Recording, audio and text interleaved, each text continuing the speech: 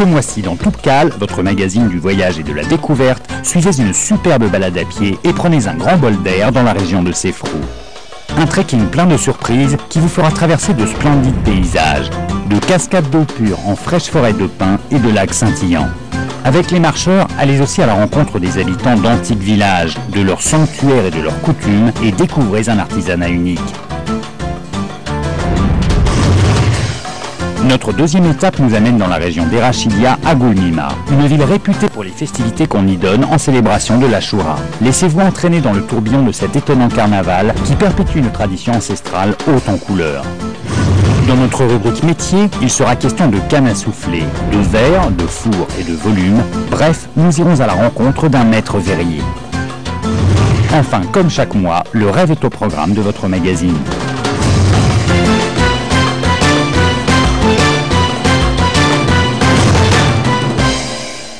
Dans ce premier reportage, nous vous le disions, nous suivrons une superbe balade à pied dans la région de Sefrou.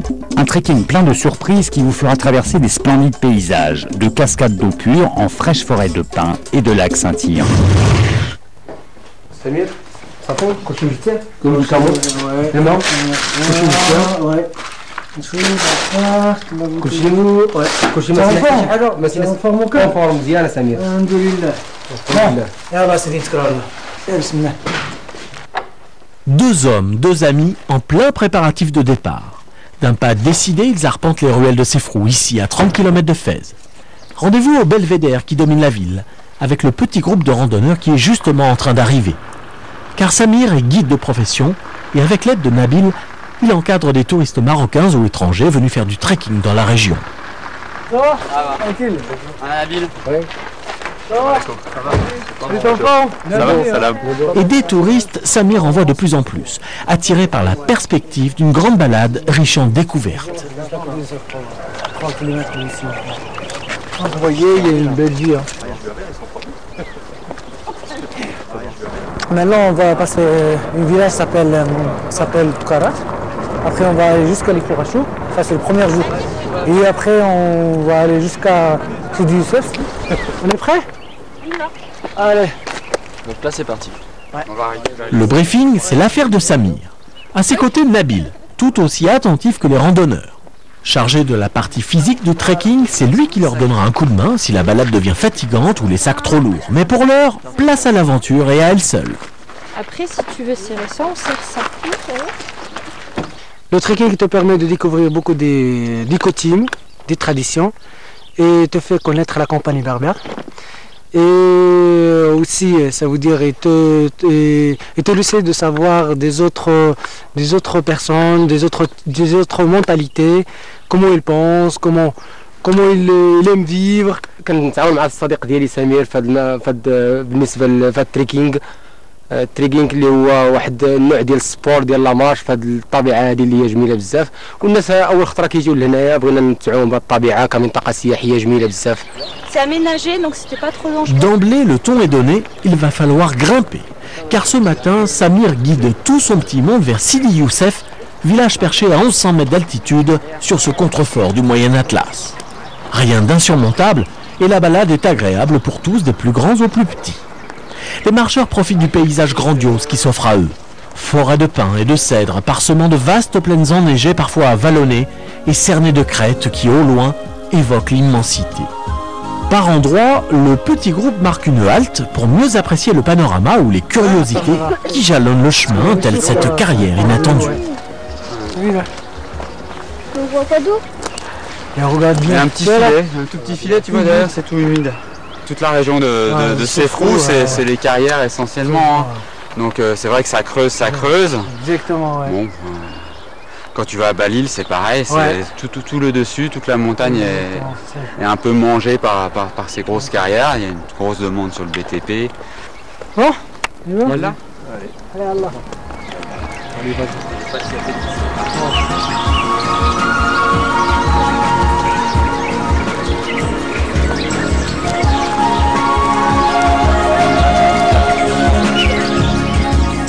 Les randonneurs ne résistent pas à l'appel de la forêt. L'odeur des pins environnants remplit l'âme et les poumons.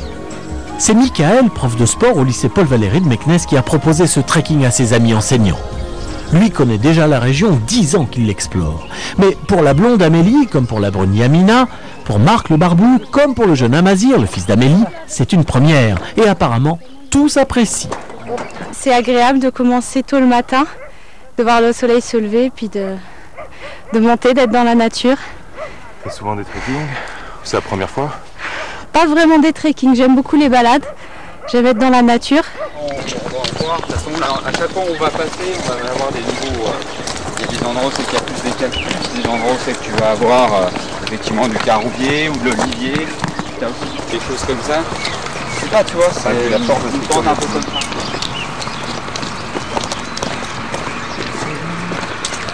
Dès qu'on peut s'évader, c'est vrai que sortir là au grand air, c'est super, quoi, c'est fabuleux.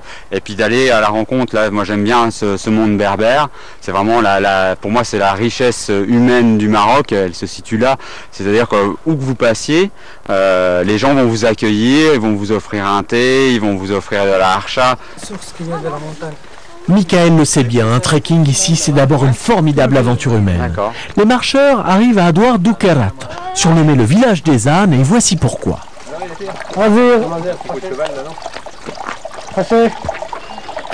Village berbère, qui est très connu par tout le monde ici. Bon, alors, comme vous voyez, ça c'est une source de village. Mais c'est une source très importante pour le village parce qu'ils n'ont pas l'eau dedans. Et comme vous voyez, c'est le moyen de transport pour transporter l'eau, c'est l'âne. Ils n'ont pas des autres moyens de transport. Comme vous voyez, il y a des faux figues. C'est pour ça qu'ils ont l'appelé Korat, ils ont appelé le village Korat, c'est pour ça qu'ils sont appelés Korat. Salam alaikum. Alors, salam alaikum. À peine sortis du village, les randonneurs découvrent des fours à chaud. Dans la région, on en trouve beaucoup. Ici, ces fours sont indispensables à la construction des maisons.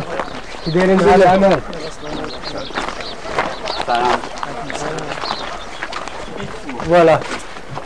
Là, c'est la première étape. Ça veut dire le chaud est vide. Ça veut dire après, on va le remplir avec... Comme vous voyez, ça, c'est des pierres qui ne sont pas encore bien brûlées. Hein. Ouais. On appelle des pierres encore vivantes. Hein. La chaux-vive. Voilà, exactement. Tu touches, ça brûle. Non. On va voir l'autre opération.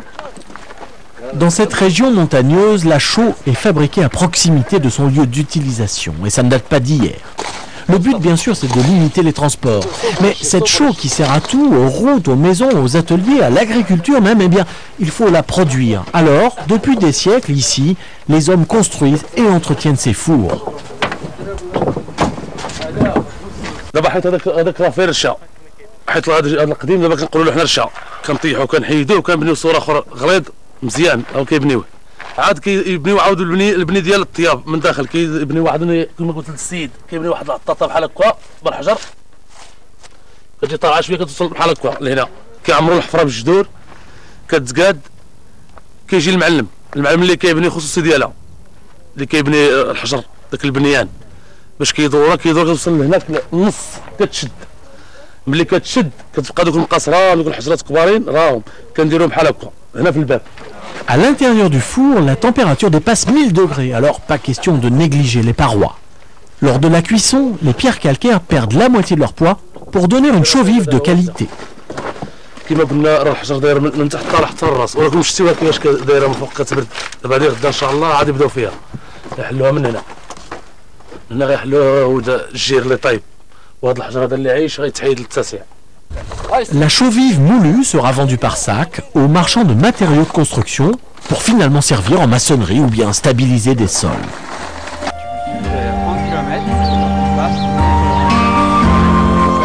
Et c'est reparti dans ce paysage de terres agricoles très fertiles, grâce aux sources qui l'irriguent.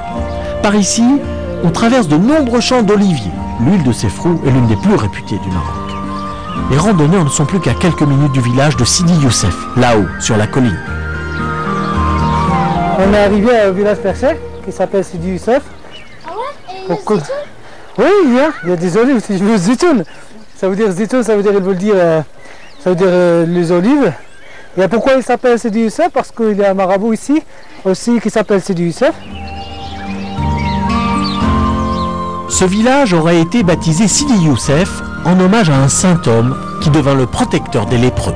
Organisé en ruelles pittoresques, le village est vieux, dit-on, de 10 siècles. Ces maisons traditionnelles sont de pierre et de chaux, et les murs souvent colorés de vert, de jaune ou de rose. Mais la grande spécialité de Sidi Youssef, c'est le travail de la soie, et plus précisément des boutons de soie, confectionnés par ces villageoises. Une tradition artisanale autrefois dévolue aux femmes juives du Mellah, qui s'est répandue dans toute la région. Savoir-faire et main-d'œuvre pas chère, les artisans de Fès viennent jusqu'ici se fournir en boutons de soie pour habiller leurs caftans et autres habits traditionnels.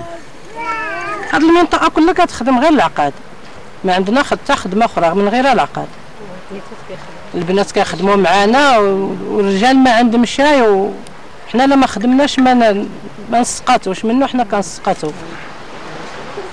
Le travail se fait à la tâche. Souvent, des fillettes de 8 à 14 ans passent des journées entières à confectionner les boutons par série de 40. Un savoir-faire qui fait vivre les familles et se transmet de mère en fille. كنكوروه نغزلوه هكذا كنغزلو الحرير نفوروه في البقرج كنصبحوا في الصباح كنسديو هكذا على يدينا كنخدموا كتفرد بلون والتني بلون دابا هذا هو التني الفريد ها هو دابا في هذا اللون هذا تفرد بلون والتني بلون زعما راه صعيب بزاف. Allez, on est juste à côté de la maison traditionnelle. On va déjeuner. On va vraiment nous préparer un plat traditionnel qui s'appelle Rfissa. C'est bon? Ah oui, c'est un truc, ça sent bien. Ouais. C'est ça la maison que j'ai parlé tout à l'heure. C'est une maison traditionnelle. C'est là-bas aussi existe ce qu'on appelle du four traditionnel. Après les fours quand même. Ouais, un four traditionnel, ouais. Et là, vraiment, dans la terrasse, il y a une belle vue. Mais pour l'heure, Samir et Nabil ont bien compris que les considérations du groupe deviennent de plus en plus matérielles. Il est grand temps de faire une pause déjeuner. Cela se fera dans cette maison traditionnelle de pierre et de chaux. Et comme pour prouver que la culture, ça passe aussi par la cuisine, la maîtresse de maison a préparé un plat traditionnel, la fameuse Rfissa. Un poulet, des lentilles, de la farine et des épices. Dans cette maison, il n'est pas un mur coloré qui ne soit imprégné de ces arômes, promesses de délices gustatifs. Et voilà, c'est ça ce qu'on appelle Rfissa. C'est un truc mélange avec... c'est du pain berbère, on peut dire, parce qu'il n'y a pas un nom pour ce pain-là. Et avec des oignons, comme vous voyez, avec un peu de la sauce. Et des poules. C'est beau. Je vais vous dire bon appétit. Merci, Shukran. Bismillah. dis donc, c'est Bon, Par là, on a j'adore. trouvé la plat, alors c'est délicieux. J'aime bien ça. c'est excellent. Voilà, très bien, alors. Très bon. Bon, maintenant... L'idide, comme on dit. C'est délicieux. Ouais. Bon, comme vous voyez là-bas, tu vois, il y a une colline là-bas, c'est là-bas où on va partir. Alors, comme Eh vous ben, voyez, il n'y a pas de c'est map de route alors. C'est pour ça il faut qu'on va faire le départ. Hein. Ok. Allez. Ouais, vas-y, on va Et alors, si jamais on est allé à Pas question de s'attarder pour une sieste. La balade est loin d'être terminée. Direction la vallée. Et en chemin, il y a tant de sites à découvrir. Les sources, les lacs, les forêts, les grottes. On ne pourra pas tout voir en un seul trekking. Cette région regorge de tant de richesses naturelles variées que même un guide pourrait finir par s'y perdre. On va dire qu'on n'est jamais perdu parce qu'on a toujours des petites aides technologiques. Hein. Là, moi j'ai un petit GPS portable. La trace, on est déjà passé, on a déjà fait les reconnaissances, on est passé 3 fois. Bon, à 10 mètres près, on sait exactement où on passe. Il n'y a pas de souci, il faut juste avoir les batteries et puis prévoir ça, quoi. Mais là, il n'y a pas de problème, quoi. Là, on est sur la bonne route, donc on y va directement aux cascades. J'ai couru. La pente est raide, mais chacun pressent un spectacle à la mesure de l'effort. Ça fatigue sur la fin. Ah, c'est la fin. Les cascades naturelles ont toujours quelque chose de magique. Et celles qui composent ce site sont somptueuses, comme vont le découvrir nos randonneurs. On arrive au pied de la première. Des cascades, ici, il y en a 4, provoquées jadis par une antique éruption volcanique. Ça c'est juste la première cascade. Il y a 4 cascades. Il y a une autre grotte comme un passage. Mais dommage on ne peut pas arriver jusqu'à là-bas parce que... C'est plus haut les cascades. Ouais. Non, c'est pas plus haut. Hein. C'est juste pour faire l'escalade, non. C'est pas l'escalade, mais c'est juste on a donné le nom de l'escalade. Mais c'est un chemin qu'on passe pour arriver en haut.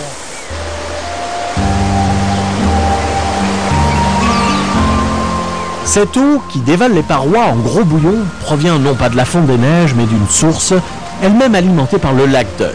Il s'agit d'un plan d'eau naturel, non loin d'ici, très prisé des Fassi comme des habitants de Sefrou qui viennent y pique-niquer et s'y rafraîchir l'été. Ah ouais, bah c'est chouette d'arriver là.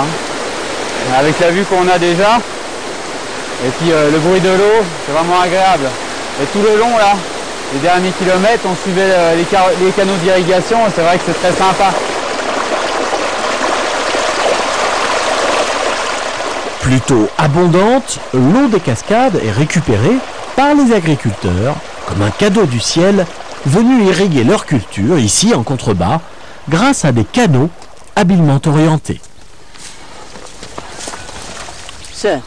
اسيدي حنا هنا كنديروا الخضره البطاطا والفتبوخات مول البيضاء ولكن دابا عندنا هذا الواد هذا كيفرعنا دابا كنديروا سميتو غير كتوجد الغله شي خطرات كتجي الحمله كتضيع لنا هادشي.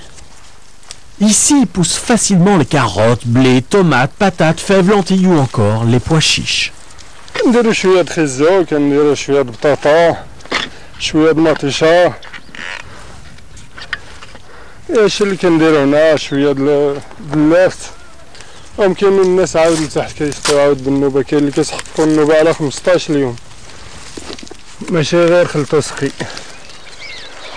Au début de leur grande promenade, les randonneurs avaient déjà goûté au majestueux spectacle des champs d'oliviers. En revoici, irrigués par ce ruisseau bienfaisant. On l'a dit, l'huile d'olive de Sefrou est l'une des plus réputées au Maroc et ça ne date pas d'hier. Voici le tout dernier moulin à huile de Sidi Youssef. Il a près d'un siècle et fonctionne toujours à la perfection. Il faut dire que c'est la moule qui fait tout le travail. De quoi satisfaire son propriétaire qui connaît par cœur le mode d'emploi. هذه الشاميه الاوليه كنديروها مزيان نديروا فيها سطل ديال الطعام ما نفوتوش انما هو خصنا نديروا غير القياس باش ما كيتربش باش كيجي الا قوينا الطعام ما كيحدوش مزيان.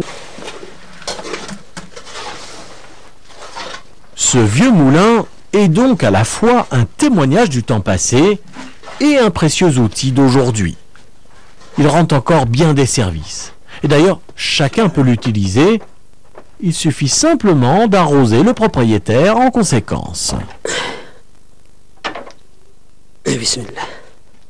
اللي جاي يطحن الزيتون ديالو عنده البهيمه ديالو وعنده ولادو اللي يخدموا كيخلص غير الرحاو 2 لتر الطحنه. اللي ما عندوش البهيمه وما عندوش ولدو ولا ما يخدمش بيدو يدير الخدام 2 الخدامه ويدير البهيمه ويدير الرحاو 2 لتر للخدام للرحاو للبهيمه اي واحد 2 لتر بحال البهيمه بحال الرحاو بحال الخدام.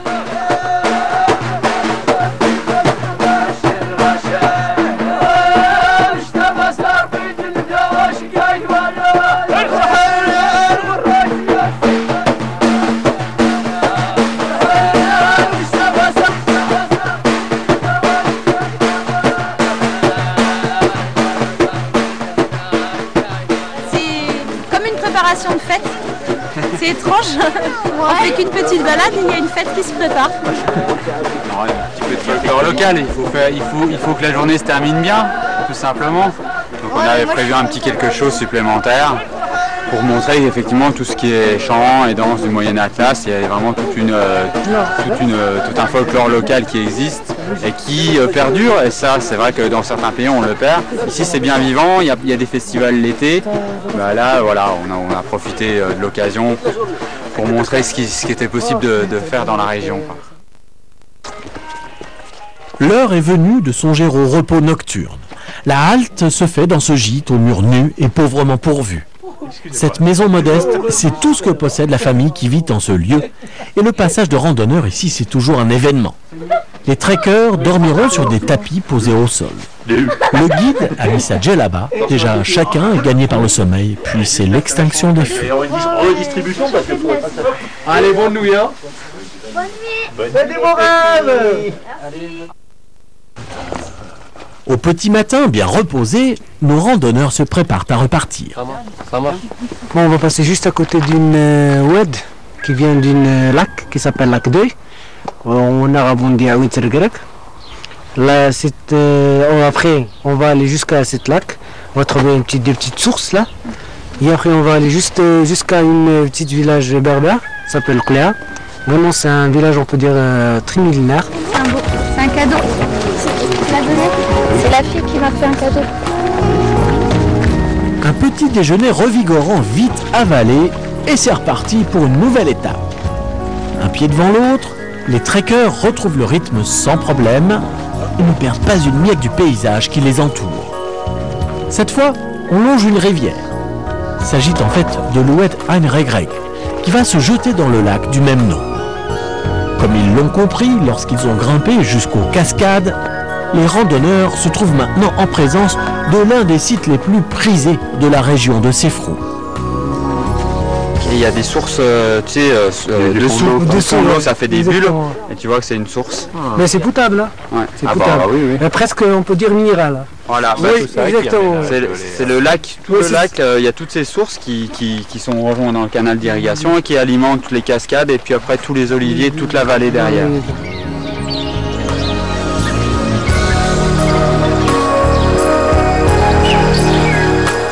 Le lac Ein Regreg doit son surnom de lac d'œil à sa forme bien reconnaissable. L'un des plus beaux, mais non le seul bassin naturel ici, dans cette région de Sefrou, cerné par les cimes enneigées de l'imposant Atlas. Saisis par le paysage, les randonneurs marquent une halte. Après quoi, direction Clia, un petit village de moins de 200 âmes, à la trentaine de maisons, toutes plus accueillantes les unes que les autres, dont certaines très anciennes. Ouais. C'est dur de donner un âge. Ouais, 260 ans.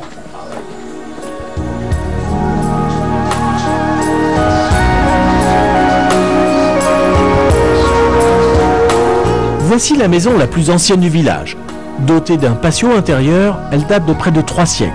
Ici vivait un érudit coranique, Ould Lahsen. Et c'est à l'endroit même où déjeunent nos marcheurs qu'étaient remisées les réserves, là aussi que dormait le maître de maison pour mieux y veiller. On quitte Cléa à la rencontre d'un autre village ancien, c'est Sidi Lahsen. La région de Sefrou abrite également nombre d'antiques monuments religieux présentant un grand intérêt archéologique et historique. Je vais vous présenter le frère de la mosquée. C'est lui qui va nous expliquer un petit peu sur le savant coranique qui s'appelle Hassan Yossi. Bon, il va nous rejoindre jusqu'à là-bas à la mosquée, au marabout. Oh, allez, on y va. Là.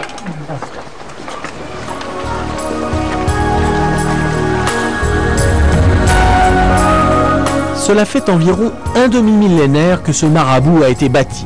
Voilà ce qu'explique l'imam de Sidi Lahsen, à la grande joie de Samir qui souhaite aujourd'hui faire partager au groupe la richesse du patrimoine historique de sa région. D'ailleurs, précise l'imam, d'autres lieux saints sont encore debout, non loin d'ici. L'un des plus importants est celui de Sidi Ben Ali, qui remonte lui aussi au XVIIe siècle.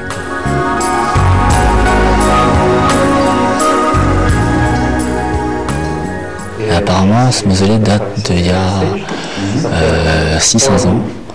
Donc c'est vraiment très ancien et puis ça me permet de voir aussi, c'est la première fois des chants religieux. كان هنا سيدي الحسن في 1100 هجري وتوفى في 1102 هجري رحمه الله. كان هو عالم من علماء، كان صوفي وديني. المهم هو كان هنا في هذه المنطقة وجا لهاد الناس واستقبلوا هاد الناس ورحبوا به وفرحوا به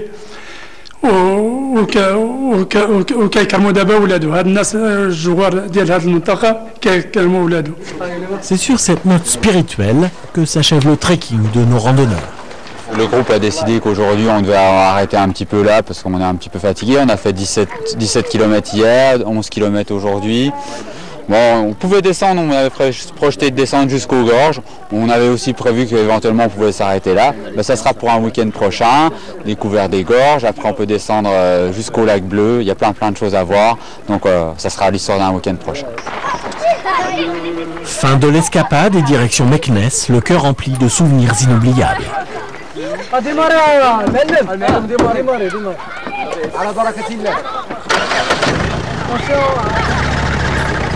Allez,